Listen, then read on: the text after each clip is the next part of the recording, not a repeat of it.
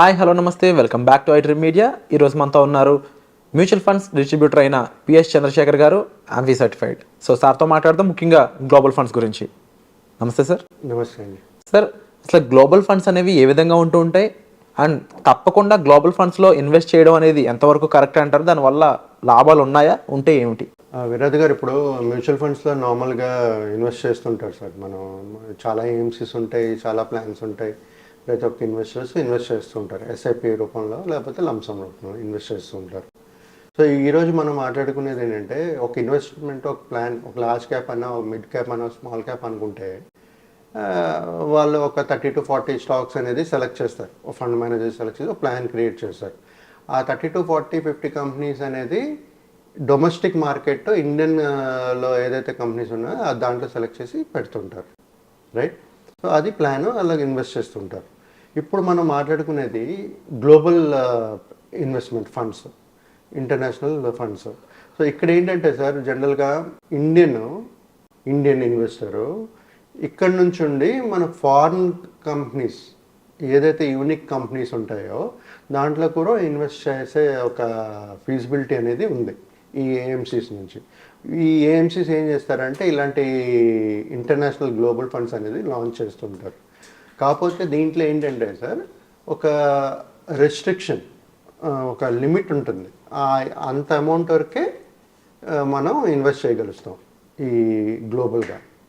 So మనం మాట్లాడుకున్నాం sir, ఇవాళ ఒకవేళ చూసుకుంటే ఆ limits mutual fund industry wise తీసుకుంటే మ్యూచువల్ ఫండ్స్లో ఆ లిమిట్ అనేది 700 crores ఉంది సార్. ఓకే, ఇప్పుడు మనం ఈటీఎఫ్ తీసుకున్నాం సార్. ఒక ఇండస్ట్రీ వైజ్ తీసుకుంటే ఈటీఎఫ్లో 100 crores అనేది లిమిట్.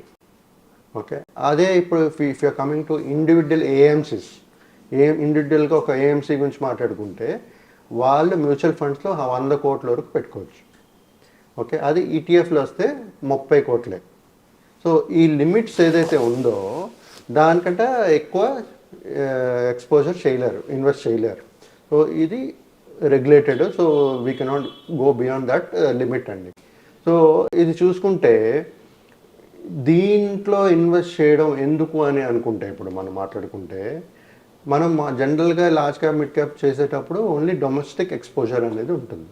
ఇక్కడ గ్లోబల్ ఫండ్స్ వచ్చేటప్పుడు ఒక యూనిక్ కంపెనీస్ ఏదైతే మనం చేయలేకపోతున్నామో ఫారిన్లో ఉండేది, యూఎస్లో కానీ లేకపోతే ఇంకేదైనా కంట్రీస్లో, అలాంటి కంపెనీస్లో కూడా మనం ఇన్వెస్ట్ చేయగలుగుతాం. బట్ అక్కడ రెగ్యులేటెడ్ ఏంటంటే ఒక లిమిట్ ఉంటుంది, ఆ అమౌంట్ బియాండ్ ఇన్వెస్ట్ చేయలేరు వీళ్ళు. ఓకే, సో దీంట్లో ఇన్వెస్ట్ చేయడం వల్ల అడ్వాంటేజ్ ఏంటంటే, ఒకటి సార్, ఫస్ట్ మెయిన్ మనకి ఎక్స్పోజర్, గ్లోబల్ కంపెనీస్ ఎక్స్పోజర్ అనేది మనకి బెనిఫిట్ కనబడుతుంది ఇక్కడ. అది కాకుండా మనం ఎప్పుడు డైవర్సిఫికేషన్ గురించి మాట్లాడతాం. లైక్ కొంతమంది అంటారు లార్జ్ క్యాప్లో కొంత పెట్టుకోండి, కొంత మిడ్ క్యాప్లో పెట్టుకోండి, కొంత స్మాల్ క్యాప్లో కొన్ని, కొంతమంది మల్టీ అసెట్లో పెట్టుకోండి అంటారు.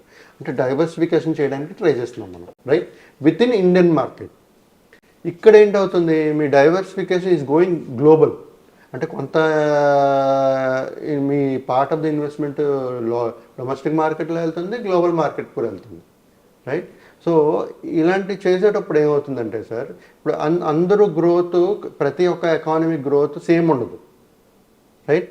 ఇప్పుడు ఇండియా ఒకలా గ్రో అవ్వచ్చు, యూఎస్ ఒకలా గ్రో అవ్వచ్చు, చైనా ఒకలా గ్రో అవ్వచ్చు. సో ఏ కంపెనీస్ అయితే మనకి బాగుంటుంది, మంచి రిటర్న్స్ వస్తుందని తెలుస్తుందో, ఆ ఫండ్ మేనేజర్ ఏదైతే అనలైజ్ చేసి ఇచ్చేస్తారో, సెలెక్ట్ చేస్తారో, అలాంటి కంపెనీస్లోనే పెడుతుంటారు.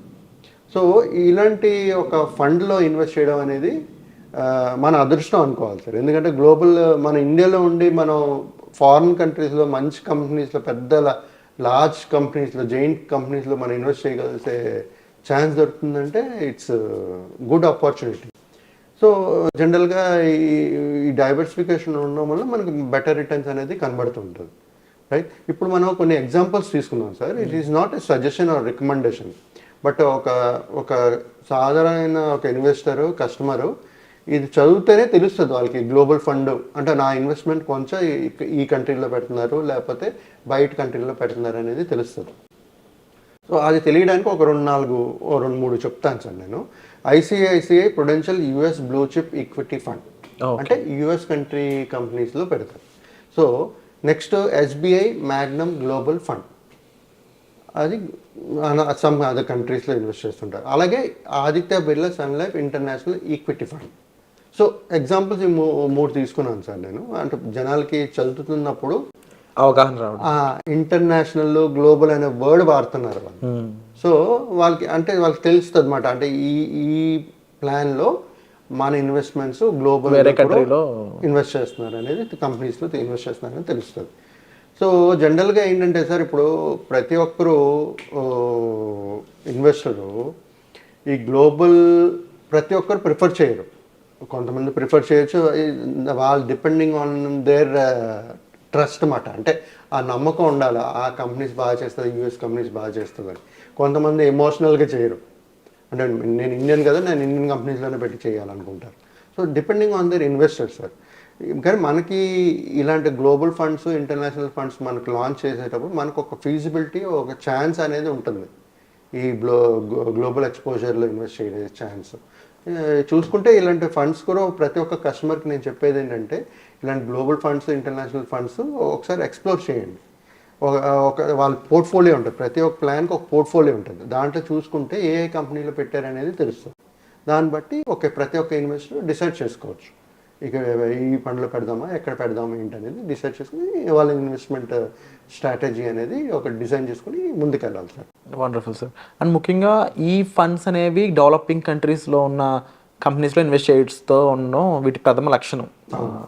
సో తప్పకుండా మన ఇన్వెస్ట్మెంట్ కూడా డెవలపింగ్ కంట్రీస్లో ఇన్వెస్ట్ చేసినట్లయితే కొంచెం మంచి అవుట్కమ్ వచ్చేదానికి స్కోప్ ఉంటుంది. కాబట్టి మీరు చెప్పిన ఈ గ్లోబల్ ఫండ్స్ అనేవి ఎక్కువ మందికి రీచ్ అవ్వాల్సిన అవసరం ఉంది సార్. అండ్ తప్పకుండా వీటిపై మీకు మరింత అవగాహన కావాలనుకున్నట్లయితే, ఈ గ్లోబల్ ఫండ్స్ ఏంటి, ఎలా ఇన్వెస్ట్ చేయాలి తెలుసుకోవాలనుకున్నట్లయితే డిస్ప్లే అవుతున్న నెంబర్స్ కాల్ చేసి మీరు పిఎస్ చంద్రశేఖర్ గారితో డైరెక్ట్గా కూడా పర్సనల్ అపాయింట్మెంట్స్ ద్వారా మాట్లాడడానికి స్కోప్ ఉందండి.